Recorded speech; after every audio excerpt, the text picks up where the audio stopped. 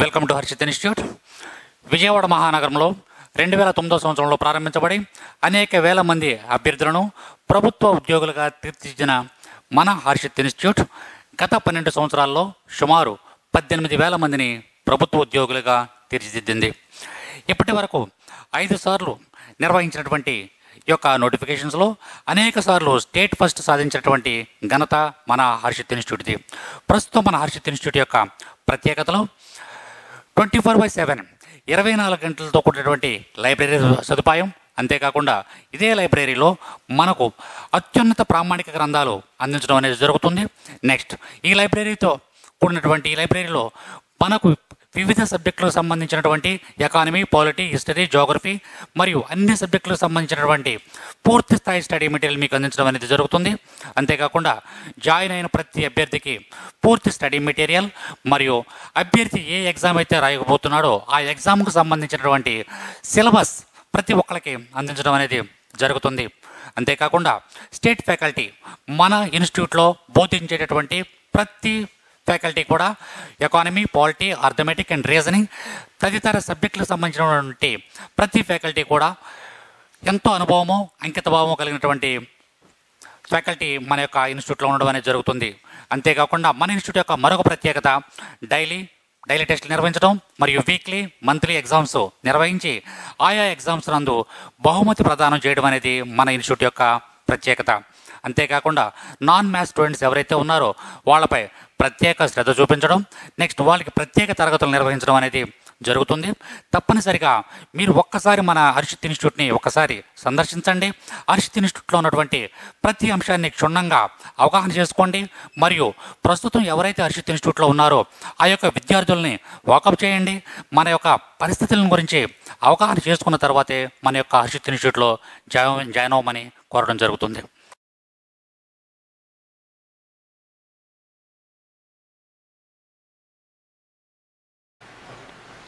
Hello viewers, this is Ashok Mudiraz. Now we are discussing pure maths. Pure maths సంబంధించినటువంటి అంశాల్లో మొదటగా మాత్రికలు అనేది discuss చేస్తున్నాం.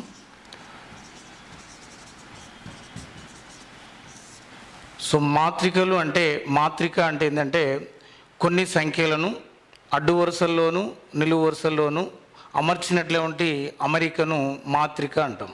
సో మాత్రిక అనేదాన్ని మనము స్క్వేర్ బ్రాకెట్ కానీ స్మాల్ బ్రాకెట్లో కానీ మాత్రికల్లో ఉన్నటువంటి సంఖ్యలు లేదా మూలకాలని ఇందులో రాస్తుంటాం. సో జనరల్గా for example A, B, C, D, E, F. So ఇటు కొన్ని అక్షరాలని మనం ఇందులో అమరికలో ఉంచినాము. సో ఇది ఒక మాత్రికగా చెప్పుకుంటాం. మాత్రికల్ని సాధారణంగా ఆంగ్ల భాషలోని పెద్ద అక్షరాలతో సూచిస్తాం. మాత్రికల్లో ఉండే మూలకాలని ఆంగ్ల భాషలో చిన్న అక్షరాలు కానీ లేదా సంఖ్యలు కానీ తీసుకుంటాం. ఫర్ ఎగ్జాంపుల్ ఎక్స్ అనే మాత్రిక ఇంకోటి తీసుకున్నట్టయితే 2, 4, 5, 6. ఈ విధంగా మనం మాత్రికల్ని ఆంగ్ల భాషలోని పెద్ద అక్షరాలతో సూచిస్తాము. మరి మాత్రిక అనేదానికి ఏముంటుంది? జనరల్గా ఒక మాత్రిక తీసుకున్నప్పుడు దానికి ఒక పరిమాణం అనేది ఉంటుంది. పరిమాణం లేదా తరగతి, ఆర్డర్ అంటాం. సో పరిమాణాన్ని ఏ విధంగా క్యాలిక్యులేట్ చేస్తాం? జనరల్గా ఒక మాత్రికలో ఉండేటువంటి అడ్డు వరుసల సంఖ్య, నిలువు వరుసల సంఖ్య, అడ్డు వరుసల సంఖ్య, నిలువు వరుసల సంఖ్యను తీసుకున్నట్టయితే ఆ మాత్రిక పరిమాణాన్ని మనం ఏ విధంగా వ్యక్తపరుస్తామంటే 2/3. ఇక్కడ ఇచ్చిన మాత్రికలో మనకు 2 అడ్డు వరుసలు ఉన్నాయి, 3 నిలువు వరుసలు ఉన్నాయి. కాబట్టి ఈ మాత్రిక యొక్క తరగతి లేదా పరిమాణాన్ని 2/3గా రాస్తాం. 2/3గా రాస్తాం. ఈ 2/3లో మొదటగా మనం గుర్తుపెట్టుకోవాల్సింది ఏంటంటే ఇక్కడ అడ్డు వరుసలు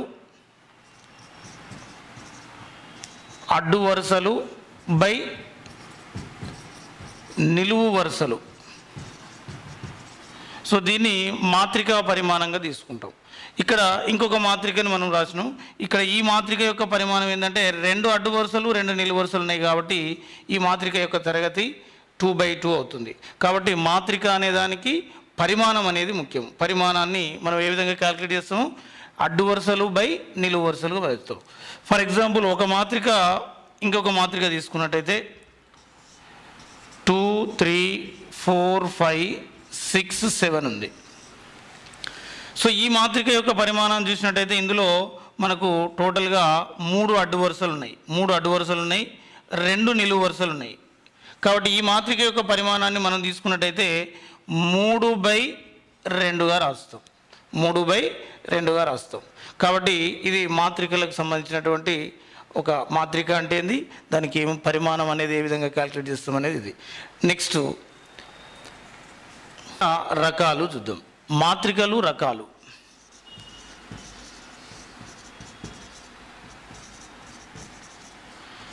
సో మాత్రికలు ముఖ్యంగా రకాలు చూసినట్టయితే వీటిలో శూన్య మాత్రిక అని ఉంటుంది. శూన్య మాత్రిక అనేది తీసుకున్నట్టయితే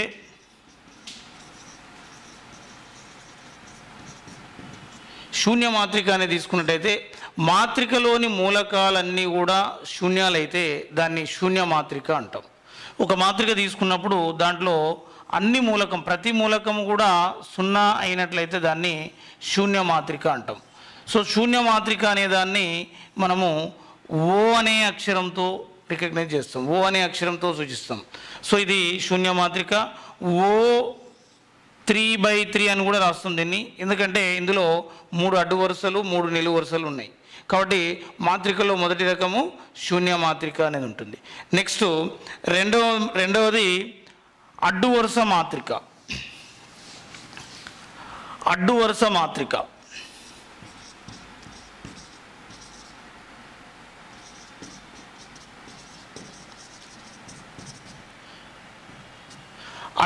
మాత్రిక దీన్ని మనము పంక్తి మాత్రిక అని కూడా అంటాం.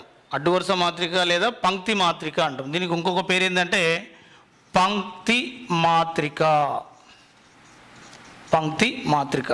సో అడ్డు వరుస మాత్రిక అంటే ఇక్కడ మనం గుర్తించాల్సింది ఏంటంటే ఒకే ఒక అడ్డు వరుస కలిగినటువంటి మాత్రికను అడ్డు వరుస మాత్రిక లేక పంక్తి మాత్రిక అంటాం. సో జనరల్గా మనం తీసుకున్నట్టయితే ఒక మాత్రిక, ఫర్ ఎగ్జాంపుల్ ఇది తీసుకున్నట్టయితే 2 3 4 ఈ విధంగా ఉంది. సో ఇందులో ఒకే ఒక అడ్డు వరుస ఉంది. ఒకే ఒక అడ్డు వరుస అంటే ఈ మాత్రిక యొక్క పరిమాణం ఏం చెప్పుకోవచ్చు మనము, ఒక అడ్డు వరుస ఉంది, 3 నిలువు వరుసలు ఉన్నాయి. కాబట్టి దీన్ని 1/3గా రాయొచ్చు.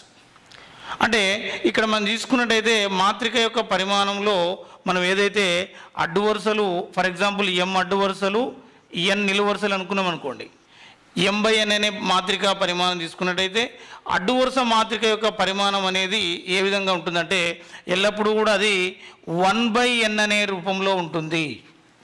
ఒక మాత్రిక యొక్క పరిమాణాన్ని బట్టి మనం అది అడ్డు వరుస మాత్రిక ఎట్లా చెప్పొచ్చు అంటే 1/n అనేటువంటి ఒక మాత్రిక పరిమాణం 1/n అనేది ఉన్నట్లయితే అది ఖచ్చితంగా అడ్డు వరుస మాత్రికనే అవుతుంది. నెక్స్ట్ నిలువు వరుస మాత్రిక.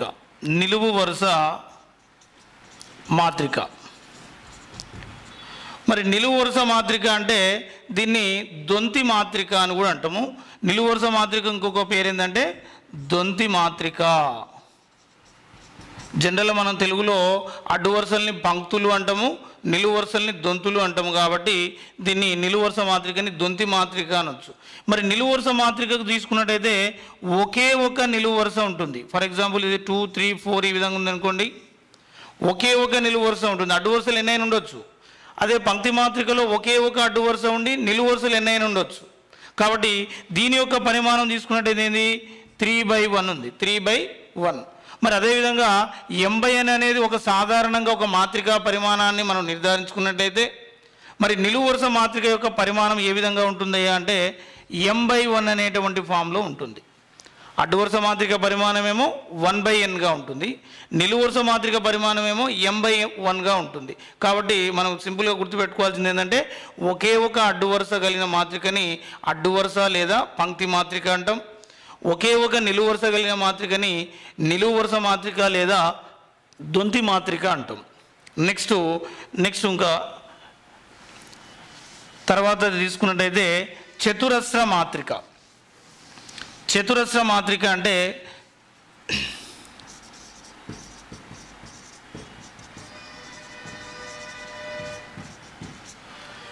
చతురస్ర మాత్రిక అనే దాన్ని మనం తీసుకున్నట్టయితే ఏంటంటే మనకు చతురస్రము అనే దాంట్లో మనకి ఏ విధంగా ఉంటాయండి, చతురస్రం అనే దాంట్లో మనకు జనరల్గా ఒక చతురస్రాన్ని తీసుకున్నట్టయితే అన్ని భుజాలు సమానంగా ఉంటాయి, అన్ని భుజాలు సమానంగా ఉంటాయి. మరి మాత్రికల్లో ఏముంటాయి? మాత్రికల్లో అడ్డు వరుసలు నిలువు వరుసలనే ఉంటాయి. కాబట్టి ఒక మాత్రికలో అడ్డు వరుసల సంఖ్య నిలువు వరుసల సంఖ్య సమానమైనట్లయితే దాన్ని చతురస్ర మాత్రిక అంటాము. అడ్డు వరుసల సంఖ్య నిలువు వరుసల సంఖ్య సమానమైనట్లయితే దాన్ని చతురస్ర మాత్రిక అంటాం. మరి ఇక్కడ చూసినట్టయితే ఇక్కడ 2 అడ్డు వరుసలు 2 నిలువు వరుసలు ఉన్నాయి. దీన్ని 2వ తరగతి మాత్రిక అని కూడా అనొచ్చు. మరి అదేవిధంగా ఇంకొక మాత్రిక మనం తీసుకున్నట్టయితే ఫర్ ఎగ్జాంపుల్ 2 3 4 5 6 7 8 9 10. సో ఇది తీసుకున్న ఈ మాత్రికను చూసినట్టయితే మనకు ఇక్కడ 3 అడ్డు వరుసలు 3 నిలువు వరుసలు ఉన్నాయి. దీన్ని 3వ తరగతి మాత్రిక అని కూడా అనొచ్చు. దీన్ని 3వ తరగతి మాత్రిక అనొచ్చు. మాత్రికల్లో అత్యంత ప్రధానమైనటువంటిది చతురస్ర మాత్రిక. ఈ చతురస్ర మాత్రిక మీద మనకు కొన్ని రకాల మాత్రికలు కూడా ఆధారపడి ఉంటాయి. మరి చతురస్ర మాత్రికని గమనించినట్టయితే మనకు ఏముంటుంది అంటే ఇక్కడ చతురస్రంలో మనము 2 మూలలను కలిపినప్పుడు ఏం ఏర్పడుతుంది? కర్ణం అనేది ఏర్పడుతుంది.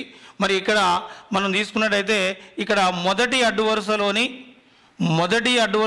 మొదటి మూలకం నుండి చివరి అడ్డు వరుసలోని చివరి మూలకం వరకు కలిపేటువంటి ఈ మూలకాలను ఏమంటామంటే ప్రధాన వికర్ణంలోని మూలకాలు అంటాం. ప్రధాన వికర్ణ మూలకాలు అంటాం. ఇక్కడ ఇప్పుడు తీసుకున్నట్టయితే ఈ 3వ తరగతి మాత్రికలో కూడా మొదటి అడ్డు వరుసలోని మొదటి మూలకము చివరి అడ్డు వరుసలోని చివరి మూలకం వరకు కూడా మనం తీసుకున్నట్టయితే ఇది కూడా ఒక ప్రధాన వికర్ణంలోని మూలకాలను మనం గుర్తించవచ్చు. కాబట్టి చతురస్ర మాత్రికలో ముఖ్యంగా ఏంది? ప్రధాన వికర్ణం అనేది ఉంటుంది. ఆ ప్రధాన వికర్ణంలోని మూలకాలు ఏవైతే ఉన్నాయో మనము ఒకవేళ మనకు పరీక్షలో ఏదైనా ఎగ్జామ్లో అడగడం కూడా జరుగుతుంది. ప్రధాన వికర్ణ మూలకాలు మొత్తం ఎంత, వాటి లబ్ధం ఎంత, ఇలాంటి క్వశ్చన్ అడగవచ్చు. మరి ఇక్కడ చూసుకున్నట్టయితే ప్రధాన వికర్ణంలో మూలకాల మొత్తం ఏం తీసుకోవచ్చు? 2 + 5 అంటే 7 అని రాయొచ్చు. ఒకవేళ లబ్ధం అంటే 2 × 5 ఎంత 10 రాయొచ్చు. ఇక్కడ తీసుకున్నట్టయితే 2 మొత్తం తీసుకున్నట్టయితే 2 + 6 + 10 తీసుకున్నట్టయితే మనం ఏ విధంగా రాయొచ్చు అంటే 2 8 18 రాయొచ్చు. ఒకవేళ లబ్ధం కూడా అడిగే అవకాశం ఉంటుంది. సో దాన్ని మనం గమనించాల్సి ఉంటుంది. నెక్స్ట్ చతురస్ర మాత్రికకు సంబంధించినటువంటి దాంట్లో మనకు ఏముంటాయి, వాటిలో ఉన్నటువంటి రకాలు ఏముంటాయి చూసినట్టయితే మనకు చతురస్ర మాత్రికలో మాత్రిక ప్రధాన వికర్ణం అనేది ఉంటుంది. మాత్రిక ప్రధాన వికర్ణం. ఈ మాత్రిక ప్రధాన వికర్ణం అనేదాన్ని ప్రిన్సిపల్ డయాగ్నల్ ఆఫ్ మ్యాట్రిక్స్ అని కూడా అంటాం. ఇంగ్లీష్లో ప్రిన్సిపల్ డయాగ్నల్ ఆఫ్ మ్యాట్రిక్స్ అని కూడా అంటాం. మరి మాత్రిక ప్రధాన వికర్ణం అనేది చూసినట్టయితే మనం ఇప్పుడు చెప్పుకున్నటువంటిది ఏదైనా ఒక చతురస్ర మాత్రిక తీసుకున్నప్పుడు దాంట్లో ఉన్నటువంటి మూలకాలలో మొదటి అడ్డు వరుసలోని మొదటి మూలకం నుండి చివరి అడ్డు వరుసలోని చివరి మూలకం వరకు ఉన్నటువంటి వికర్ణాన్ని మాత్రిక ప్రధాన వికర్ణం అని పేర్కొంటాం. మరి అదేవిధంగా మాత్రిక ప్రధాన వికర్ణంలో ఉన్న మూలకాల విషయంలో మనం తీసుకున్నట్టయితే మాత్రిక జాడ అనేది ఉంటుంది. మాత్రిక జాడ. మరి మాత్రిక జాడ అనేదాన్ని మనం ఇంగ్లీష్లో ఏమంటామంటే ట్రేస్ ఆఫ్ ఏ మ్యాట్రిక్స్ అంటాం. Trace of A matrix. Trace of A matrix అంటే ఇప్పుడు జనరల్గా మనం తీసుకున్నట్టయితే ఇక్కడ ఇప్పుడే మనం జస్ట్ బిఫోర్ మనం డిస్కస్ చేసినాం ఏంది, మాత్రికలో ఉన్నటువంటి ప్రధాన వికర్ణంలోని మూలకాల మొత్తాన్ని మాత్రిక యొక్క జాడ అంటాము. దాన్ని ట్రేస్ ఆఫ్ ఏ మ్యాట్రిక్స్ అని కూడా అంటాం. సో ఇది మనం గమనించాలి. ఇది చాలా ఇంపార్టెంట్, పరీక్షలలో మనకు అడగడానికి అవకాశం ఉన్నటువంటి అంశం ఇది. మాత్రిక జాడ ఎంత అని అంటాడు. అక్కడ ఇచ్చినటువంటి మాత్రిక అది 2వ తరగతి కావచ్చు, 3వ తరగతి కావచ్చు, 4వ తరగతి కావచ్చు. మనకి ఇచ్చినటువంటి మాత్రిక జాడని ఎట్లా క్యాలిక్యులేట్ చేస్తామంటే ప్రధాన వికర్ణంలోని మూలకాల మొత్తము కలిపినట్లయితే మనకు అక్కడ మాత్రిక జాడ అనేది క్యాలిక్యులేట్ అవుతుంది. కాబట్టి ఇది గమనించాలి. మరి ఖచ్చితంగా మాత్రిక జాడ కనుక్కోవాలంటే అది చతురస్ర మాత్రిక అయ్యే ఉండాలి ఖచ్చితంగా. అది ఖచ్చితమైన నిబంధన. ఎందుకంటే మనకు ప్రధాన వికర్ణం అనేది చతురస్ర మాత్రికలోనే ఉంటుంది. కాబట్టి అది చతురస్ర మాత్రిక అయినప్పుడు మాత్రమే ఆ మాత్రికకు మాత్రిక జాడ అనేది ఉంటుంది. మాత్రిక జాడని మనము ట్రేస్ ఆఫ్ మ్యాట్రిక్స్ అని కూడా ఇంగ్లీష్లో అంటాం. నెక్స్ట్ మాత్రికలో చతురస్ర మాత్రిక మీద మనకి ఇంకా ఉన్నటువంటి తీసుకున్నట్టయితే ఎగువ త్రిభుజ మాత్రిక అనేది ఉంటుంది. అప్పర్ ట్రయాంగిల్ మ్యాట్రిక్స్ అనేది ఉంటుంది. ఎగువ త్రిభుజ మాత్రిక అనేది ఏ విధంగా తీసుకుంటాం జనరల్ చూసినట్టయితే, ఫర్ ఎగ్జాంపుల్ ఏ అనేది ఒక మాత్రిక తీసుకుందాం. 1 2 3 0 4 5 0 0 6.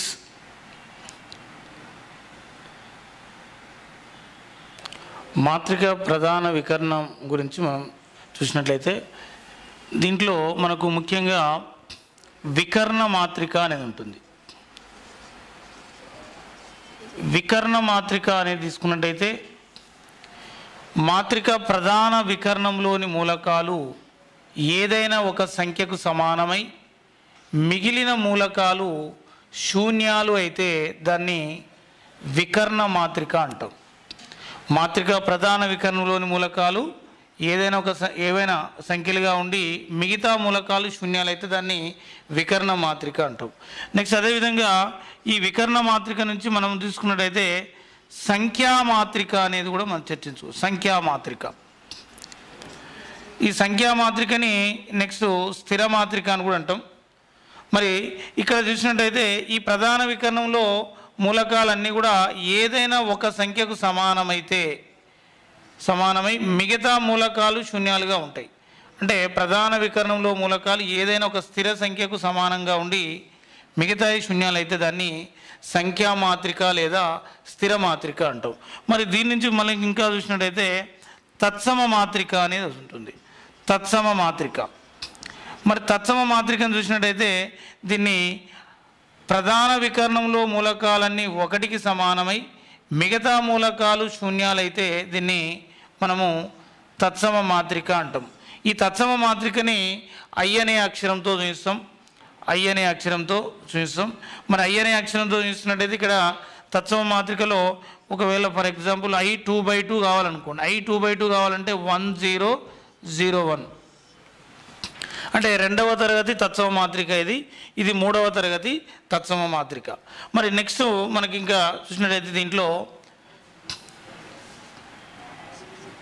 వ్యత్యయ మాత్రిక అనేది ఉంటుంది.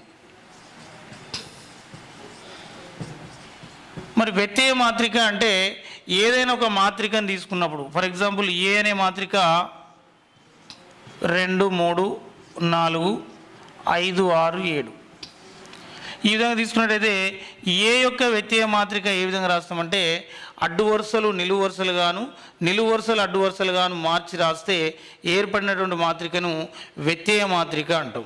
ఇక్కడ మనం తీసుకున్న ఈ మాత్రికలో మనకు ఇది ఒక దీర్ఘచతురస్ర మాత్రిక, 2 అడ్డు వరుసలు 3 నిలువు వరుసలు కలిగి ఉంది. మరి దీనిలో మార్పు చేసినట్టయితే మనకి ఏమవుతుంది 2 5 3 6 4 7 అంటే 3 అడ్డు వరుసలు 2 నిలువు వరుసలుగా మారినది. సో ఇక్కడ ఒక మాత్రిక యొక్క వ్యత్యయం ఎట్లా రాస్తామంటే అడ్డు వరుసలు నిలువు వరుసలు గాను నిలువు వరుసలు అడ్డు వరుసలు గాను మార్చి రాస్తే దాని మాత్రిక యొక్క వ్యత్యయ మాత్రిక అంటాం. మరి ఇక్కడ ఒకవేళ ఏ అనే మాత్రిక బి అనే మాత్రిక 2/2 మాత్రిక తీసుకున్నట్టయితే అంటే రెండవ తరగతి మాత్రిక తీసుకున్నట్టయితే బి యొక్క వ్యత్యయ మాత్రిక ఏమవుతుంది 2 5 4 6 అంటే ఇది 2/2 మాత్రికనే, ఇది కూడా 2/2 మాత్రికనే. అంటే వ్యత్యయ మాత్రిక అనేది తీసుకున్నప్పుడు దీర్ఘచతురస్ర మాత్రికలో అయితేనేమో అడ్డు వరుసలు నిలువు వరుసలు అడ్డు వరుసలుగా మార్చినాం కాబట్టి పరిమాణము మారుతుంది. మరి చతురస్ర మాత్రికలో అయితే పరిమాణము అదే పరిమాణం ఉంటుంది. కాకపోతే మనం అడ్డు వరుసలు నిలువు వరుసలు గాను నిలువు వరుసలు అడ్డు వరుసలు గాను మార్చినా కూడా పరిమాణంలో ఎటువంటి మార్పు అనేది జరగదు. నెక్స్ట్ వ్యత్యయ మాత్రిక నుంచి మనం తీసుకున్నట్టయితే ఇంకా సౌష్ఠవ మాత్రిక అనేది ఉంటుంది. సౌష్ఠవ మాత్రిక అంటే ఏంటో చూద్దాం. సౌష్ఠవ మాత్రికలో ఏంటంటే ఒక మాత్రిక యొక్క వ్యత్యయము అదే మాత్రికకు సమానమైతే దాన్ని సౌష్ఠవ మాత్రిక అంటాం. ఒక మాత్రిక వ్యత్యయం రాసినట్టయితే తిరిగి ఆ మాత్రిక అదే మాత్రికకు సమానం కావాలి. దాన్ని ఇప్పుడు ఫర్ ఎగ్జాంపుల్ మనం తీసుకున్నట్టయితే సౌష్ఠవ మాత్రికని ఎగ్జాంపుల్గా ఏం రాస్తామంటే ఫర్ ఎగ్జాంపుల్ ఏ అనే మాత్రిక తీసుకుందాం. ఏ అనే మాత్రిక తీసుకున్నట్టయితే 2 -4 -4 3 ఈ విధంగా ఏ అనే మాత్రిక తీసుకున్నట్టయితే ఏ యొక్క వ్యత్యయం ఏమవుతుంది, ఏ యొక్క వ్యత్యయం తీసుకున్నట్టయితే అడ్డు వరుసలు నిలువు వరుసలు నిలువు వరుసలు, ఇక్కడ ఉన్నటువంటి అడ్డు వరుస ఏంది 2 4 అంటే 2 - 4 మళ్ళీ -4 3, అంటే ఇక్కడ ఏ ట్రాన్స్పోర్ట్ ఈక్వల్ టు ఏగా మారింది. అంటే ఒక మాత్రిక యొక్క వ్యత్యయము తిరిగి అదే మాత్రికకు సమానమైనట్టయితే దాన్ని సౌష్ఠవ మాత్రిక అంటాం, సౌష్ఠవ మాత్రిక అంటాం. నెక్స్ట్ మనం ఇంకొకటి చూసినట్టయితే ప్రతి సౌష్ఠవ మాత్రిక అనేది కూడా ఉంటుంది.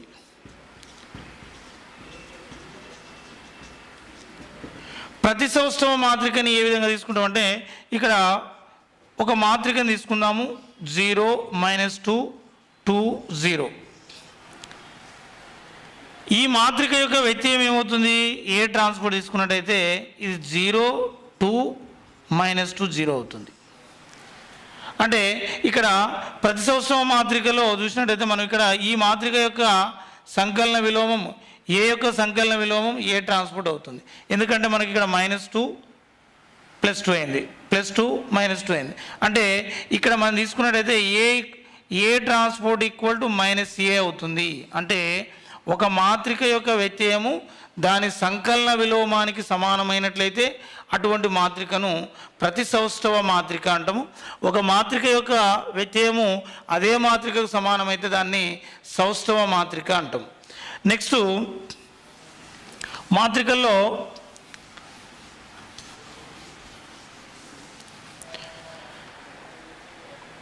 మాత్రికల సమానత్వం చూద్దాం. సమానత్వం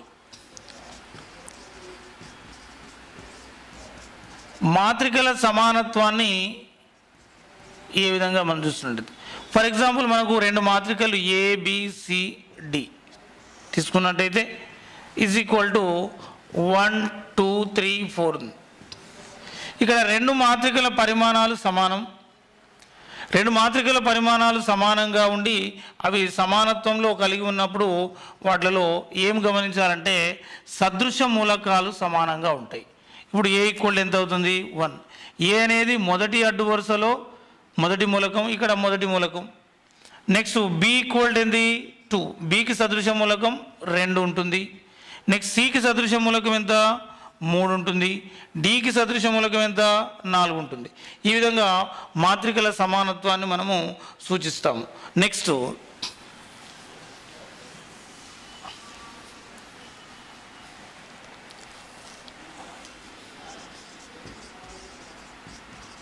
మాత్రికల పరిక్రియలు. సో మాత్రికల పరిక్రియలు అనేది మనం తీసుకున్నట్టయితే మనకున్నటువంటి అంకగణితంలో పరిక్రియలు ఏమున్నాయి, అంకగణితంలో పరిక్రియలు చూసినట్టయితే మనకు సంకలనము, వ్యవకలనము, గుణకారము, భాగాహారం అనేది ఉన్నది.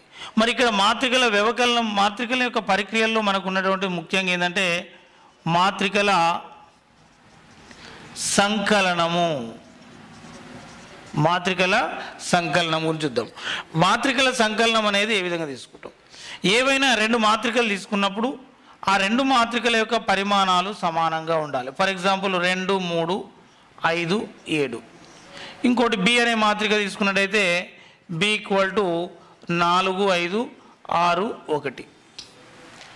ఈ 2 మాత్రికల పరిమాణాలు సమానం. మరి వీటి యొక్క సంకలన ప్రక్రియ ఏ విధంగా తీసుకుంటామంటే a + b తీసుకున్నట్టయితే 2 3 5 7 + 4 5 6 1. ఇక్కడ ఈ 2 మాత్రికల సంకలనం అని తీసుకునేటప్పుడు సదృశ మూలకాలను మాత్రమే కూడిక అనేది చేస్తాం. అంటే ఇక్కడ చూడండి మనకు ఈ 2కు సదృశం ఏంది 4, 2 + 4. 3కు సదృశం ఏంది 5, 3 + 5. నెక్స్ట్ 5కు సదృశం ఏంది 6, 5 + 6. 7కు సదృశం ఏంది 1, 7 + 1. మరి ఇక్కడ మనం సదృశ మూలకాలను కూడినట్టయితే మనకు వచ్చినటువంటి ఫలితం ఏముంది 2 + 4 6, 3 + 5 8, 5 + 6 11, 7 + 1 8. సో ఈ విధంగా 2 మాత్రికల యొక్క పరిమాణాలు సమానమైనప్పుడు మాత్రమే ఆ మాత్రికల యొక్క సంకలనం సాధ్యమవుతుంది. కాబట్టి ఈ 2 మాత్రికల్ని కూడినప్పుడు మనకు మళ్ళీ ఏమొచ్చింది 2/2 అనే మాత్రిక వచ్చింది. అంటే ఇక్కడ మనం గమనించాల్సింది ఏంటంటే 2 మాత్రికలు 2/2 మాత్రికలు తీసుకున్నాము. ఈ 2/2 మాత్రికల్ని సంకలనం చేస్తే మళ్ళీ మనకు 2/2 మాత్రికనే వచ్చింది. కాబట్టి మాత్రికల సంకలనం చేసినప్పుడు మాత్రిక యొక్క పరిమాణం వచ్చిన ఫలిత మాత్రిక యొక్క పరిమాణంలో మార్పు అనేది ఉండదు. మరి అదేవిధంగా మాత్రికల వ్యవకలనం తీసుకున్నట్టయితే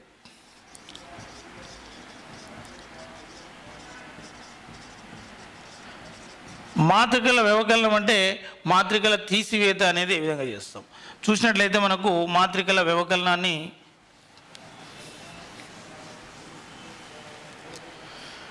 రెండు మాత్రికలు మనం తీసుకున్నట్టయితే A = 5 6 - 4 0, B = 1 4 - 5 10. ఈ విధంగా రెండు మాత్రికలు తీసుకున్నట్టయితే ఈ రెండు మాత్రికల యొక్క వ్యవకలనం A, Bల వ్యవకలనాన్ని A - Bగా రాస్తాం. మరి A - Bని తీసుకున్నట్టయితే 5 6 - 4 0 -1 4 - 5 10. అంటే ఏ అనే మాత్రికలో ఉన్నటువంటి సదృశ మూలకాల నుంచి బి అనే మాత్రికలో ఉన్న సదృశ మూలకాలని మనము తీసివేసినట్లయితే అప్పుడు ఏమొస్తుంది, ఫలితం ఏమొస్తుంది? 5 మైనస్ ఎంత? 1. 5 - 1. నెక్స్ట్ ఏముంది? 6 - 4. 6 అనే సదృశ మూలకం ఇక్కడ 4కు సబ్ట్రాక్షన్ చేస్తున్నాం. నెక్స్ట్ -4 - 5. ఆల్రెడీ ఇక్కడ మనం మైనస్ చేస్తున్నాం కాబట్టి మైనస్ ఆఫ్ మైనస్ ఇది ప్లస్ అవుతుంది, +5. నెక్స్ట్ 0 - 10. 0 - 10. సో ఇక్కడ మనకు రిజల్ట్ చూసినట్టయితే మనకు ఆన్సరు 5 - 1 ఎంత? 4. 6 - 4 2. -4 + 5 1 + 1. 0 - 10 -10. సో ఇక్కడ మాత్రికల వ్యవకలనం అనేది A, Bల వ్యవకలనాన్ని A - Bగా రాస్తాం. ఒకవేళ B, Aల వ్యవకలనం అంటే B - Aగా రాస్తాం. మరి B - Aగా రాసినప్పుడు B మాత్రికని ముందుగా రాస్తాం. B 1 4 - 5 10. మరి A మాత్రికని 5 6 - 4 0గా రాసినట్టయితే అప్పుడు మనకి ఇక్కడ వ్యవకలనం B - A తీసుకున్నట్టయితే 1 - 5 - 4 4 - 6 - 2 -5 - 4 మైనస్ ఇంటూ మైనస్ ప్లస్ అవుతుంది కాబట్టి -5 + 4. సో -5 + 4 అంటే మనకి ఏమొస్తుంది? -1 వస్తుంది. సో -1 10 - 0 అంటే 10 - 0 0 10 అవుతుంది. సో ఇది కూడా మళ్ళీ 2/2 మాత్రిక వస్తుంది. ఇక్కడ మనం గమనించాల్సింది ఏంటంటే A - B is not equal to B - A. సాధారణంగా సంకలనంలోనైతే A + B = B + A ఖచ్చితంగా అవుతుంది. మరి వ్యవకలనంలోనైతే A - B is not equal to B - A అవుతుంది. మాత్రికల గుణకారము అనేది మనము చూసినట్లయితే ముఖ్యంగా మాత్రికల వ్యవకలనము సంకలనంలోనైతే రెండు మాత్రికల యొక్క పరిమాణాలు సమానంగా ఉండాలి. మరి మాత్రికల గుణకారంలో ఏ నియమం ఉంటుంది చూసినట్టయితే ఎప్పుడైనా మనం రెండు మాత్రికలు తీసుకున్నప్పుడు మొదటి మాత్రికలోని నిలువు వరుసల సంఖ్య రెండవ మాత్రికలోని అడ్డు వరుసల సంఖ్య ఈ రెండు సమానమైనప్పుడు మాత్రమే రెండు మాత్రికల గుణకారం సాధ్యమవుతుంది. ఇది మాత్రికల గుణకారానికి ఉన్నటువంటి ముఖ్యమైన ధర్మం. అంటే మాత్రికల గుణకారం చేసిన ఫర్ ఎగ్జాంపుల్ మనకి ఇక్కడ తీసుకున్నట్టయితే ఈ మొదటి మాత్రిక 2/2 ఉంది, రెండవ మాత్రిక 2/2 పరిమాణంలో ఉంది. అంటే మనకి ఇక్కడ మొదటి మాత్రికలోని నిలువు వరుసల సంఖ్య ఎన్ని నిలువు వరుసలు ఉన్నాయి? మనము 2 నిలువు వరుసలు ఉన్నాయి. ఇక్కడ రెండవ మాత్రికలో అడ్డు వరుసల సంఖ్య ఎంత?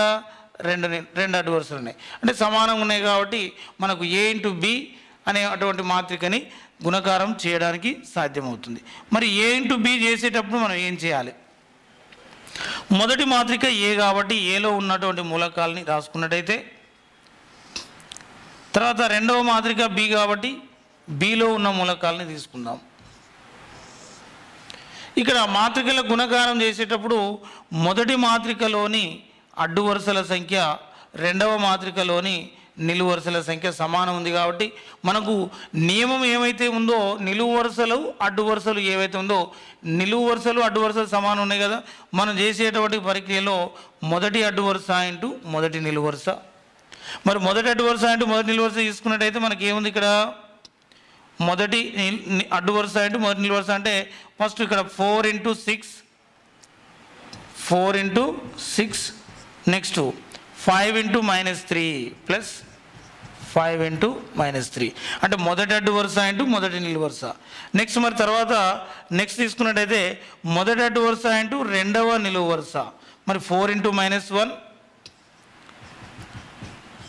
Next 5 into 0, 5 into 0. మరి నెక్స్ట్ మొదటి అడ్డు వరుస ఇంటూ మొదటి నిలువు వరుస అయిపోయింది. ఇక్కడ మొదటి అడ్డు వరుస ఇంటూ రెండవ నిలువు వరుస అయిపోయింది. మరి రెండవ అడ్డు వరుస ఇంటూ మొదటి నిలువు వరుస. నెక్స్ట్ రెండవ స్టెప్లో రెండవ అడ్డు వరుస ఇంటూ మొదటి నిలువు వరుస. So 3 into 6 plus next 2 into -2, 2 into -3, 2 into -3. Next రెండవ అడ్డు వరుస ఇంటూ రెండవ నిలువు వరుస. ఇది తీసుకున్నట్టయితే 3 into -1 plus 2 into 0, 2 into 0. So ఈ విధంగా మనకు మాత్రికల గుణకారం చేసేటప్పుడు మొదటి అడ్డు వరుస ఇంటూ మొదటి నిలువు వరుస, మొదటి అడ్డు వరుస ఇంటూ రెండవ నిలువు వరుస, రెండవ అడ్డు వరుస ఇంటూ మొదటి నిలువు వరుస, రెండవ అడ్డు వరుస ఇంటూ రెండవ నిలువు వరుస.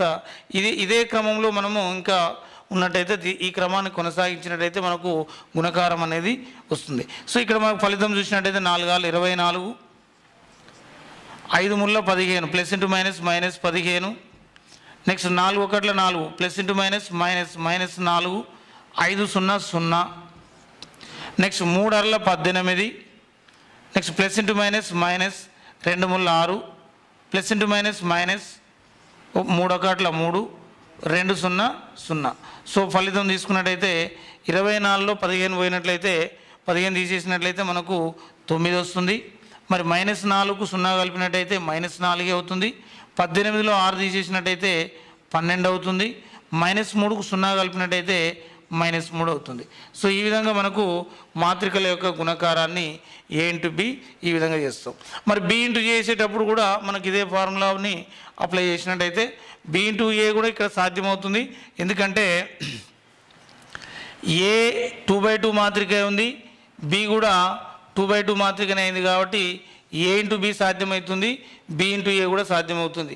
మరి B ఇంటూ A చేసినట్టయితే ఫస్ట్ మొదట B మాత్రిక రాయాలి, తర్వాత A మాత్రికని రాయాల్సి ఉంటుంది. చతురస్ర మాత్రికకు నిర్ధారకం అనేది ఉంటుంది. ఏదైనా ఒక చతురస్ర మాత్రిక తీసుకున్నట్టయితే ఫర్ ఎగ్జాంపుల్ A = ABCD అనే మాత్రిక తీసుకున్నట్టయితే ఇక్కడ దీని యొక్క నిర్ధారకాన్ని ఏ విధంగా క్యాలిక్యులేట్ చేస్తామంటే AD - BCగా క్యాలిక్యులేట్ చేస్తాం. AD - BC.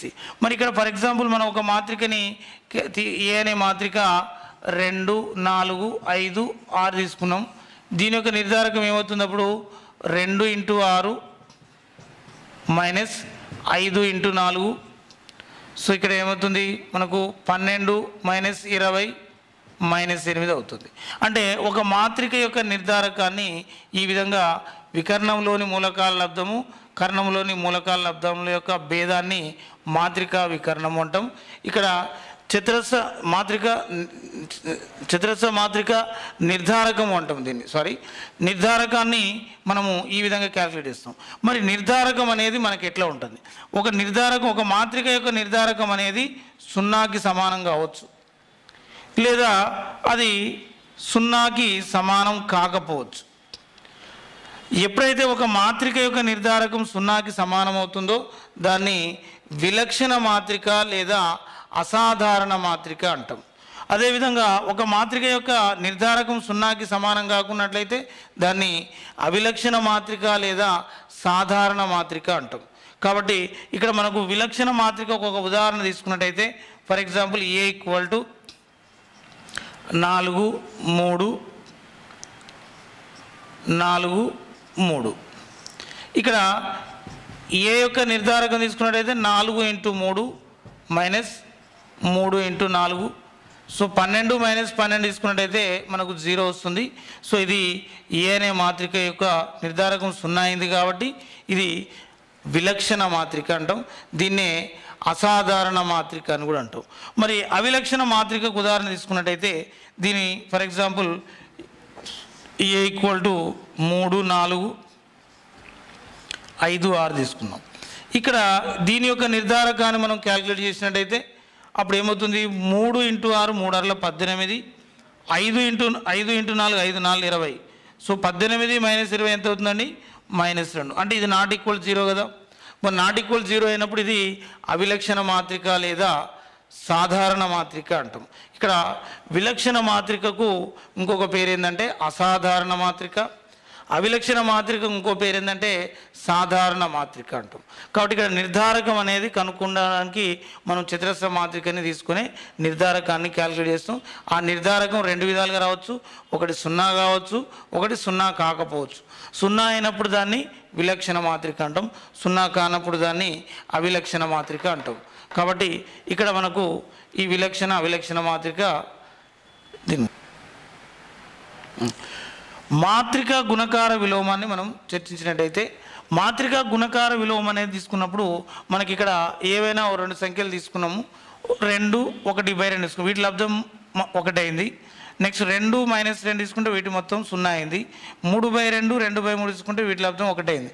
అంటే అంకగణితంలో మనకు గుణకార విలోమము సంకలన విలోమం ఏ విధంగానైతే ఉన్నాయో మాత్రికల్లో కూడా గుణకార విలోమం అనేది ఉంది. మరి గుణకార విలోమాన్ని క్యాలిక్యులేట్ చేసేటప్పుడు ఇక్కడ A, B 2 మాత్రికలు అయినప్పుడు ఏ అనే మాత్రిక అవిలక్షణ మాత్రిక అయినప్పుడు, ఏ అనేది అవిలక్షణ మాత్రిక అయినప్పుడు A × B = B × A = I అనేటువంటిది ఇది తత్సమ మాత్రిక అయినట్లయితే అప్పుడు ఇక్కడ మనం ఈ మాత్రికకు విలోమ మాత్రిక అనేది రాస్తాం. మరి ఇక్కడ ఏ అనేది అవిలక్షణ మాత్రిక కావాలంటే ఏం కావాలి? డిటర్మినెంట్ అనేది 0కి సమానం కావద్దు. అంటే ఇది 0కి సమానం కానప్పుడు మాత్రమే ఆ మాత్రికకు గుణకార విలోమం అనేది ఉంటుంది. మరి ఇక్కడ ఏ ఇన్వర్స్ రాసేటప్పుడు ఏంది? 1/AD - BC రాస్తాం. అంటే 1/A యొక్క నిర్ధారకం విలువ రాస్తాం.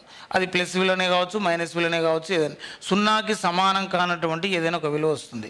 మరి ఇక్కడ ఇచ్చిన చతురస్ర మాత్రికలో మనం మార్పులు చేసినట్టయితే ఏముంది? ఇక్కడ ప్రధాన వికర్ణంలోని మూలకాలు పరస్పరం మార్చినాం.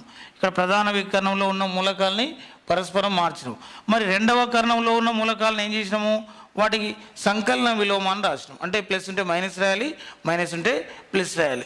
మరి ఒక మాత్రిక ఇచ్చినప్పుడు దాని గుణకార విలోమాన్ని ఏ విధంగా రాస్తాం చూద్దాం. ఒక మాత్రిక ఫర్ ఎగ్జాంపుల్ మనం తీసుకున్నట్టయితే ఏ అనే ఒక మాత్రిక 4 5 -1 3 ఈ విధంగా ఏ అనే మాత్రిక ఉంది. మరి ఇచ్చిన మాత్రికకు గుణకార విలోమం వ్యవస్థితం అవుతుందా కాదా అనేది చూద్దాం. మరి వ్యవస్థితం కావాలంటే ఏం కావాలి? ఇచ్చిన మాత్రిక యొక్క నిర్ధారకం విలువ కనుక్కోవాలి.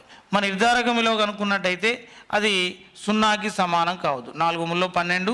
మరి ఇక్కడ ఆల్రెడీ మైనస్ ఉంది కాబట్టి మైనస్ × మైనస్ ప్లస్ అవుతుంది. 5 × 1 = 5 ఈక్వల్ టు మనకు టోటల్గా 17 వస్తుంది. అంటే నాట్ ఈక్వల్ 0. మన నిర్ధారకం నాట్ ఈక్వల్ 0 అయింది కాబట్టి మనకేది ఏ ఇన్వర్స్ అనేది వ్యవస్థితం అవుతుంది. అంటే ఏ ఇన్వర్స్ అనేది ఈ మాత్రికకు ఉంటుంది, గుణకార విలోమం అనేది ఉంటుంది.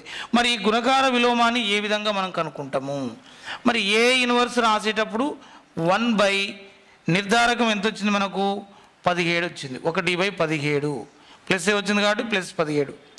మరి మనకి ఇక్కడ మిగిలిన మాత్రికలో ఉన్నటువంటి మూలకాలు ఏవి మార్చాలి?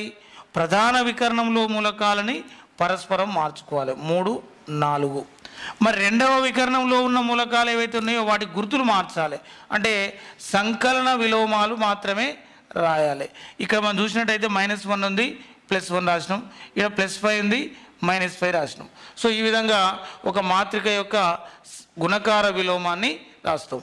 ఇంకా దీని వీలుంటే మనము ఈ 1/17ని ఇంటూ చేసినట్టయితే 3/17, 1/17 × -5 -5/17, 1/17 × 1 1/17, 1/17 × 4 4/17. ఈ విధంగా మనకు మాత్రిక యొక్క గుణకార విలోమాన్ని రాస్తాం. అదే ఒకవేళ ఒక మాత్రిక ఒక మాత్రిక B = ఫర్ ఎగ్జాంపుల్ 3 4 6 8గా ఉన్నది.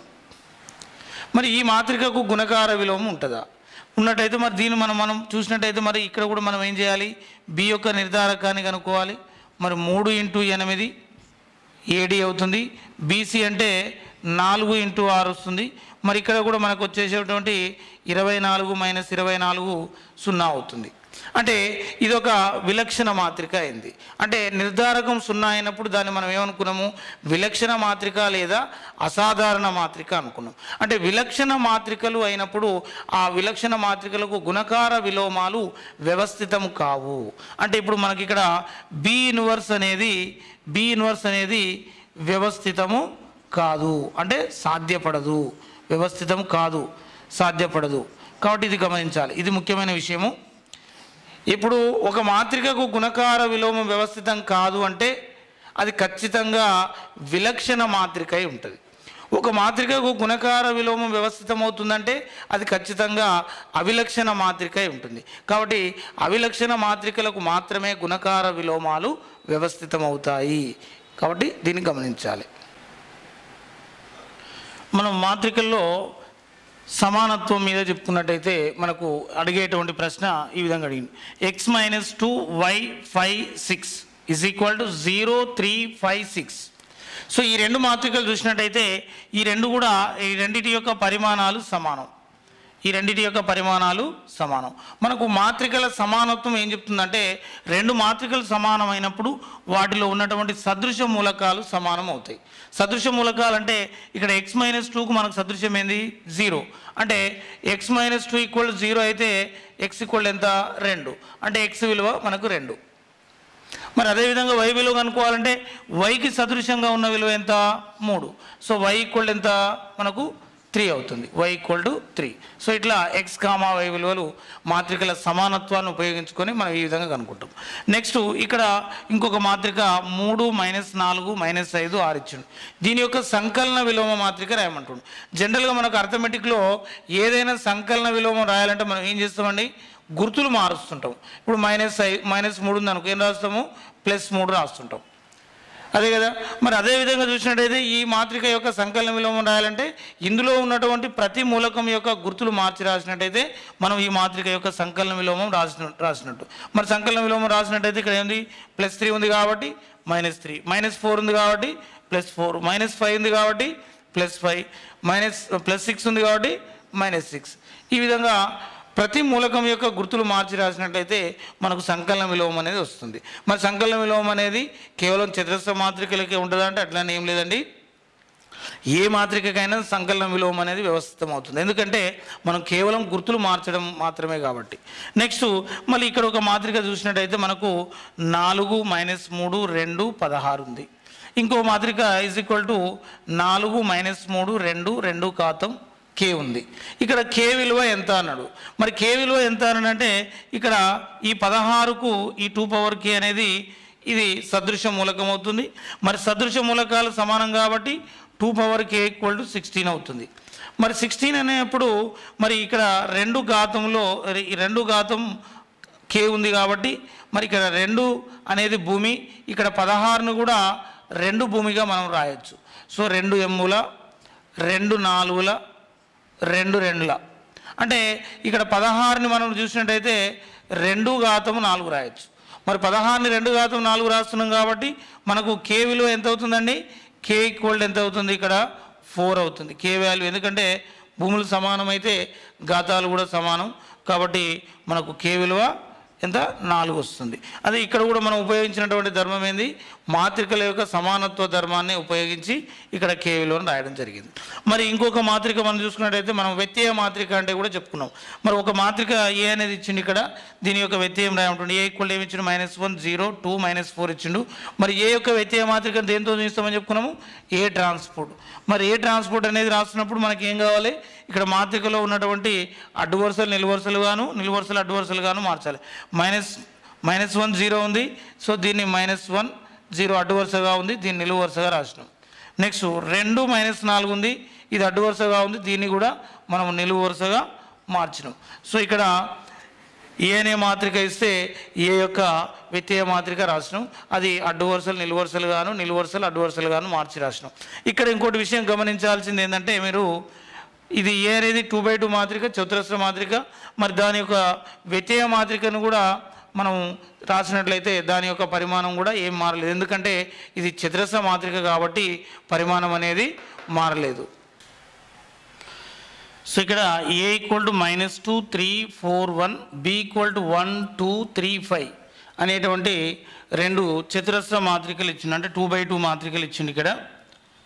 ఇక్కడ ఒక కండిషన్ ఏమంటుండంటే A plus X equal to B అంటుండు. A plus X equal to B అయ్యేటట్టు ఎక్స్ అనే మాత్రికని కనుక్కోవాలి.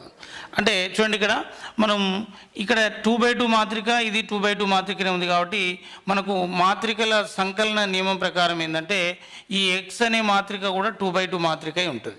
కాబట్టి ఈ ఎక్స్ అనే మాత్రిక 2/2 అవుతుంది కాబట్టి మనం చూసినట్టయితే ఈ విధంగా రాసుకున్నట్టయితే X equal to B minus A అవుతుంది. మరి X equal to B minus A రాసినట్టయితే మనకు బి ఏమున్నది 1 2 3 5 ఉంది, మైనస్ ఏ అనేది తీసుకున్నట్టయితే -2 3 4 1 ఉంది. సో ఇక్కడ మనం ఎక్స్ అనేది కూడా 2/2 మాత్రికనే అనుకున్నాం కాబట్టి దీని ప్రకారం చేస్తే మనకు ఎక్స్ అనేది 2/2 మాత్రికనే వస్తుంది. సో ఇక్కడ మనకు 1 - 2 అంటే మైనస్ ఆఫ్ మైనస్ ప్లస్ అవుతుంది. సో 1 + 2 అవుతుంది. 2 - 3, నెక్స్ట్ 3 - 4, నెక్స్ట్ 5 - 1. సో టోటల్లీ మనకు ఆన్సర్ వచ్చేసి 1 + 2 3 అవుతుంది. నెక్స్ట్ 2 - 3 -1 అవుతుంది, 3 - 1. నెక్స్ట్ 3 - 4, 3 - 4 కూడా -1 అవుతుంది. నెక్స్ట్ 5 - 1 వచ్చేసి 4 అవుతుంది. సో ఇది ఎక్స్ అనే మాత్రిక యొక్క విలువ అవుతుంది. ఇక్కడ నెక్స్ట్ క్వశ్చన్లో చూసినట్టయితే మనకు 8 - 2 1 4 ఉంది, XY ఉంది, 12 10 ఉంది. సో ఇక్కడ మాత్రిక గుణకార నియమం ప్రకారం ఈ మొదటి మాత్రిక 2/2 మాత్రిక మరియు ఇక్కడ రెండవ మాత్రిక 2/1 మాత్రిక. మరి మాత్రిక గుణకార నియమంలో మనం ఏం చెప్పుకున్నాము, ఒక మాత్రికలోని మొదటి మాత్రికలోని నిలువు వరుసల సంఖ్య రెండవ మాత్రికలోని అడ్డు వరుసల సంఖ్య సమానం కావాలన్నాం. సో సమానం అవుతుంది. ఈ రిజల్ట్ వచ్చేసి 12 10కి ఈక్వల్ అయితే మనం x, y విలువలు కనుక్కోవాల్సి ఉంది. సో మొదటి అడ్డు వరుస ఇంటూ మొదటి నిలువు వరుస కాబట్టి 8 × x 8x, -2 × y -2y. Next రెండవ అడ్డు వరుస ఇంటూ మొదటి నిలువు వరుస. Next 1 × x 1x, 4 × y 4y, so plus 4y. So equal ఇక్కడ ఇచ్చేసినట్టు మనకు 12 10 ఇచ్చాడు, 12 and 10. మరి ఇక్కడ మాత్రికల సమానత్వం ప్రకారం మనం చూసినట్టయితే 8x - 2y = 12, అదేవిధంగా x + 4y = 10 అనే రెండు సమీకరణాలు వస్తున్నాయి. మరి ఈ రెండు సమీకరణాలు వస్తే ఈ రెండు సమీకరణాలను సాధించినట్టయితే మనకు కావాల్సినటువంటి ఆన్సర్ వస్తుంది. మరి ఇక్కడ సాధించడము అంటే సమీకరణాలు సాధించడము అంటే ఈ రెండు సమీకరణాల్లో మనం చూసినట్టయితే ఇక్కడ ఎక్స్ గుణకం 8 ఉన్నది, ఇక్కడ 1 ఉన్నది రెండో ఈక్వేషన్లో. మరి ఇక్కడ y గుణకం -2, ఇక్కడ y గుణకం 4 ఉన్నది. ఎప్పుడైనా రెండు సమీకరణాలు సాధించాలంటే మనకు కావాల్సినటువంటి ముఖ్యమైన నియమం ఏంటంటే మనము రెండు సమీకరణాల్లో ఏదైనా ఒక చరరాశి గుణకాన్ని సమానం చేసుకోవాలి. మరి ఇక్కడ చూసినట్టయితే మనం ఇది కూడా 8 రాసినట్టయితే మనకు రెండవ సమీకరణాన్ని × 8 చేసినాం. × 8 చేసినట్టయితే మనకు ఇక్కడ 8x - 2y = 12. ఇక్కడ × 8 చేసినప్పుడు సమీకరణంలో మొత్తం ప్రతిపదాన్ని గుణిస్తాం కాబట్టి ఇక్కడ ఇది కూడా 8x 8 4 32y = 8 10 80 అవుతుంది. సో ఈ రెండు సమీకరణాలు తీసుకున్నట్టయితే మనకు ఒకే గుర్తు కలిగి ఉన్నాయి కాబట్టి ఇది సబ్ట్రాక్షన్ చేసుకుంటాం. అప్పుడు మనకి 8x క్యాన్సిల్ అవుతుంది, -2 -32 -34y అవుతుంది. నెక్స్ట్ -80 and 12, -80 and 12 అంటే 80 - 12 తీసుకున్నా కూడా మనకి ఏమవుతుందంటే 68 అవుతుంది. 68 అంటే ఇక్కడ 80కి నెగిటివ్ ఉంది కాబట్టి -68.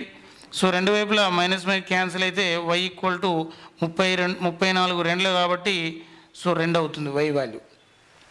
మరి y వాల్యూ 2 అయినప్పుడు x వాల్యూ అనుకోవాలంటే ఏదైనా ఒక ఈక్వేషన్లో మనం y వాల్యూని సబ్స్టిట్యూట్ చేస్తే x వాల్యూ అనేది వస్తుంది. ఇక్కడ మనం తీసుకున్నట్టయితే ఈ మొదటి సమీకరణంలో 8x minus 2 into y value 2 తీసుకుందాం equal to 12. So 8x minus 4 equal to 12. అప్పుడు 8x ఈక్వల్ టు మైనస్ 4 అటువైపు తీసుకెళ్తే 16 అవుతుంది. మరి అప్పుడు x ఈక్వల్ టు కూడా 2 వస్తుంది. సో ఇది ఈ క్యాలిక్యులేషన్ కాకుండా కూడా మనము ఇంకొక విధంగా కూడా చేయొచ్చు, వెరిఫికేషన్ మెథడ్లో కూడా చేయొచ్చు. మనకు ఆప్షన్లు ఉంటాయి. ఇక్కడ ఆప్షన్లు వెరిఫికేషన్ చేసినప్పుడు కూడా మనకు సరైన ఆప్షన్ని మనం ఎంచుకోవచ్చు. సో వెరిఫికేషన్లో చూసినట్టయితే ఇక్కడ ఎక్స్ వాల్యూ 2 తీసుకున్నట్టయితే మనకు 8 2 16. నెక్స్ట్ 2y ఇక్కడ 2 తీసుకున్నట్టయితే 2 2 4 అంటే 16 మైనస్ 4. 16 మైనస్ 4 ఎంత అవుతుంది? 12. అంటే వెరిఫికేషన్ మెథడ్లో కూడా మనం ఈ ఆన్సర్ని చేయొచ్చు. కాబట్టి ఈ విధంగా ఒక 2 సమీకరణాలు సాధించే పద్ధతి తీసుకోవచ్చు, వెరిఫికేషన్లో కూడా చేయొచ్చు. సో ఇక్కడ a equal to 1 3 2 4, b equal to 1 0 0 1, c equal to 2 3 4 1. 3 మాత్రికలు ఇచ్చి మనకు a ఇంటూ బీసీ ఎంత అన్నాడు. a ఇంటూ బీసీ ఎంత అన్నాడు. సో a ఇంటూ బీసీ అన్నప్పుడు ఇక్కడ ఫస్ట్ ఆఫ్ ఆల్ మనము b ఇంటూ సి అనుకుందాం. b ఇంటూ సి తీసుకున్నట్టయితే 1 0 0 1 ఇంటూ నెక్స్ట్ 2 3 4 1. ఇక్కడ బి అనేది తత్సమ మాత్రిక. బి అనేది తత్సమ మాత్రిక ఇచ్చినప్పుడు మనం ఎప్పుడైనా కూడా ఏదైనా A into I is equal to I into A equal to ఏనే అవుతుంది.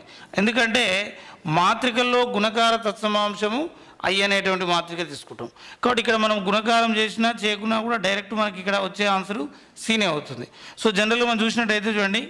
సో మొదటి అడ్డు వరుస ఇంటూ మొదటి నిలువు వరుస 2 1 2, 0 ఇంటూ 4 0, నెక్స్ట్ 1 3 3, మొదటి అడ్డు వరుస ఇంటూ రెండవ నిలువు వరుస 0 ఇంటూ 1 0, మళ్ళీ రెండవ అడ్డు వరుస ఇంటూ మొదటి నిలువు వరుస 0 ఇంటూ 2 0, 1 ఇంటూ 4 4, రెండవ అడ్డు వరుస ఇంటూ రెండవ నిలువు వరుస 0 ఇంటూ 3 0, 1 ఇంటూ 1 1. అంటే మనకు వచ్చేసి మళ్ళీ 2 3 4 1 అనేది వస్తుంది. అంటే ఇక్కడ మనం ఇంకా డైరెక్ట్ కూడా రాసుకోవచ్చు, గుణకారం చేయాల్సిన అవసరం లేదు. ఎందుకంటే ఇక్కడ మనకి ఇచ్చినటువంటిది ఒకటి తత్సమ మాత్రిక ఉంది కాబట్టి ఆ గుణకారం చేసినప్పుడు తిరిగి అదే మాత్రిక వస్తుంది. ఏ అనేది ఒక మాత్రిక, ఐ అనేది తత్సమ మాత్రిక తీసుకున్నప్పుడు A into I equal to I into A equal to ఏనే అవుతుంది. కాబట్టి మనం ఈ గుణకారం చేయకుండా కూడా డైరెక్ట్ 2 3 4 1 రాసేయచ్చు. మరి మనం దాన్ని నెక్స్ట్ ఏతో గుణించాలి కాబట్టి ఏ ఇంటూ బీసీ తీసుకున్నట్టయితే అప్పుడు ఏ అనే మాత్రిక ఏమున్నది 1 3 2 4. దాన్ని సి అనే బీసీ రిజల్ట్ మనకు 2 3 4 1 వచ్చింది కాబట్టి 2 3 4 1. మరి ఇక్కడ మాత్రిక గుణకార నియమం ప్రకారం ఏంటి మనకు మొదటి అడ్డు వరుస ఇంటూ మొదటి నిలువు వరుస, మొదటి అడ్డు వరుస ఇంటూ మొదటి నిలువు వరుస. సో 1 ఇంటూ 2 2 అవుతుంది. నెక్స్ట్ మొదటి అడ్డు వరుస ఇంటూ మొదటి నిలువు వరుసలో మళ్ళీ 3 ఇంటూ 4 12 ప్లస్ 12 అవుతుంది. నెక్స్ట్ మొదటి అడ్డు వరుస ఇంటూ రెండవ నిలువు వరుస 1 ఇంటూ 3 3 అవుతుంది. నెక్స్ట్ 3 ఇంటూ 1 3 అవుతుంది. నెక్స్ట్ మనం రెండవ అడ్డు వరుస ఇంటూ మొదటి నిలువు వరుస తీసుకుంటే 2 2 4 అవుతుంది. 4 4 16 అవుతుంది. నెక్స్ట్ అదేవిధంగా రెండవ అడ్డు వరుస ఇంటూ రెండవ నిలువు వరుస తీసుకుంటే 2 3 6, నెక్స్ట్ 4 1 4. సో మనకు వచ్చేసి దాని యొక్క విలువ 2 + 12 14 అవుతుంది. నెక్స్ట్ 3 + 3 6, 4 + 16 20, 6 + 4 10. సో ఇది మనకు ఆ 3 మాత్రికల యొక్క గుణకారం అవుతుంది. ఏ ఇంటూ బీసీ ఫస్ట్ బ్రాకెట్లో ఉన్నది కనుక్కోవాలి, కనుక్కున్నాక మిగతా చేయాలి. ఇక్కడ ఐ అనే తత్సమ మాత్రిక ఉన్నప్పుడు మనం డైరెక్ట్గా వచ్చే విలువని డైరెక్ట్గా ఎక్స్పెక్ట్ చేసి రాయొచ్చు. సో ఇక్కడ ఏ ఈక్వల్ టు 1 0 2 4 ఒక 2/2 మాత్రిక ఇచ్చిండు. బి ఈక్వల్ టు 3 - 4 5 6 ఇది ఒక 2/2 మాత్రిక ఇచ్చిండు. అయితే 3a + b ఎంత అంటుండు. 3a + b అంటే ఇక్కడ మనం చూసినట్టయితే 3a అంటే ఈ 3a అనే దాన్ని మనము ఈ 3 తోటి ఏ అనే మాత్రికలో ఉన్న ప్రతి మూలకాన్ని గుణించాలి. దీన్నే మాత్రిక అదిశాలబ్దం అని కూడా అంటాము. కాబట్టి మనం 3a కనుక్కున్నట్లయితే 3 ఇంటూ ఏ అంటే 1 0 2 4 1 0 2 4 తీసుకున్నట్టయితే అప్పుడు 3 ఏమొస్తుందండి. సో 3 1 3, 3 ఇంటూ 0 0, 3 2 6, 3 4 12 వస్తుంది. సో ఇది కూడా ఒక 2/2 మాత్రిక. సో ఈ ఫలితాన్ని మనం ఏం చేయాలి, నెక్స్ట్ మనకు 3a ప్లస్ బి ఎంత అన్నాడు. 3a ప్లస్ బి అంటే 3a మనం ఆల్రెడీ కనుక్కున్నాం, 3 0 6 12. ఈ 3 0 6 12ని మనం ఇక్కడ రాస్తున్నాం. నెక్స్ట్ ప్లస్ బి వాల్యూ తీసుకున్నట్టయితే బి మాత్రిక 2/2 మాత్రిక ఇచ్చిండు. ఇక్కడ 3 -4 5 6. సో రెండు మాత్రికల యొక్క పరిమాణాలు సమానం ఉన్నాయి కాబట్టి నేరుగా వాటిని కూడవచ్చు. సో కూడినట్లయితే మనం ఏంది, సదృశ మూలకాలని కూడతాం కాబట్టి 3 + 3 6 అవుతుంది. 0 ప్లస్ ఆఫ్ -4 అంటే -4 అవుతుంది. నెక్స్ట్ 6 + 5 11 వస్తుంది. నెక్స్ట్ 12 + 6 18 అవుతుంది. ఇది మనం 3a + b అవుతుంది. ఇక్కడ 3a అనేది కనుక్కున్నాం, దీన్ని మాత్రిక అదిశాలబ్దం అంటాం. ఏదైనా ఒక స్థిర సంఖ్యతో ఒక మాత్రికని గుణించినట్టయితే దాన్ని మాత్రిక అదిశాలబ్దం అంటాం. సో అదిశాలబ్దం అంటే ఒక స్థిర సంఖ్యతో ఒక మాత్రికలో ఉన్న ప్రతి మూలకాన్ని గుణించడం. సో ఇక్కడ చూసినట్టయితే a = 20 - 3 10 2. అయితే ఏ యొక్క నిర్ధారకం ఎంత అంటుండు. ఏ యొక్క నిర్ధారకాన్ని మనము చెప్పుకున్నామండి, డిటర్మినెంట్ a = సో మొదటి కర్ణం ప్రధాన కర్ణంలోని మూలకాల లబ్ధం తీసుకున్నట్టయితే 20 × 2 మైనస్ రెండవ వికర్ణంలో మూలకాలు ఏమున్నాయి -3 × 10 చేయాలి. అంటే మనకు 20 2s ఎంత 40 అవుతుంది. మరి ఇక్కడ చూసినట్టయితే మైనస్ ఇంటూ ప్లస్ -30 వస్తుంది. ఆల్రెడీ బిఫోర్ మైనస్ ఉంది కాబట్టి మైనస్ ఇంటూ మైనస్ ప్లస్ అవుతుంది. కాబట్టి 3 × 10 30 అవుతుంది. టోటల్గా 70 వస్తుంది. మరి 70 వచ్చినప్పుడు ఒకవేళ ఇక్కడ ఇంకో క్వశ్చన్ కూడా అవ్వచ్చు, ఇది ఏ రకమైన మాత్రిక అని కూడా అనొచ్చు. అంటే విలక్షణ మాత్రికనా అవిలక్షణ మాత్రికనా అని కూడా అడగవచ్చు. సో మనం చూసినట్టయితే నిర్ధారకం అనేది 0కి సమానం కాలేదు కాబట్టి ఇది అవిలక్షణ మాత్రిక అవుతుంది. కాబట్టి అది కూడా ఒకటి మనం గుర్తుంచుకోవాలి. నెక్స్ట్ మరి b = ఇక్కడ ఒక మాత్రిక ఇచ్చిండు. సో b = మాత్రిక ఇచ్చిన దాంట్లో ఏమన్నాడు, 10x 6 - 4 అన్నాడు. ఒక అసౌష్ఠవ మాత్రిక అయితే x విలువ ఎంత అన్నాడు. మరి అసౌష్ఠవ మాత్రికలో మనం చెప్పుకున్నామండి, మనకి ఏంది అసౌష్ఠవ మాత్రికలో ఏంది, ట్రాన్స్పోర్ట్ చేస్తే మళ్ళీ అదే మాత్రిక వస్తుంది. మరి ట్రాన్స్పోర్ట్ చేస్తే అదే మాత్రిక వచ్చినప్పుడు మనకి ఇక్కడ గమనించాల్సింది ఏంటంటే రెండవ కర్ణంలో మూలకాలు వికర్ణ మూలకాలు ఏం చేంజ్ కావు, ట్రాన్స్పోర్ట్ చేసినా అవే మూలకాలు ఆ స్థానంలోనే ఉంటాయి. కాబట్టి ఇక్కడ రెండవ కర్ణంలో మూలకాలు సమానంగా ఉండాలి. సమానంగా ఉండాలంటే మనకు b = b ట్రాన్స్పోర్ట్ అనేది మనకు 10 6 6 - 4 ఉంటే సాధ్యమవుతుంది. కాబట్టి ఇక్కడ మనం x = 6గా తీసుకోవాలి. x వాల్యూ 6గా తీసుకోవాలి. సో ఇక్కడ మనం ప్రధానంగా గుర్తుపెట్టుకోవాల్సింది ఏంటంటే అసౌష్ఠవ మాత్రిక అంటే ఒక మాత్రిక యొక్క వ్యత్యయము అదే మాత్రిక సమానం అవుతుంది. మరి ఎటువంటి సందర్భంలో ఇక్కడ 6 ఉన్నప్పుడు ఇక్కడ కూడా 6 ఉంటేనే సమానం అవుతుంది. కాబట్టి అది x వాల్యూ 6కు సమానం అవుతుంది.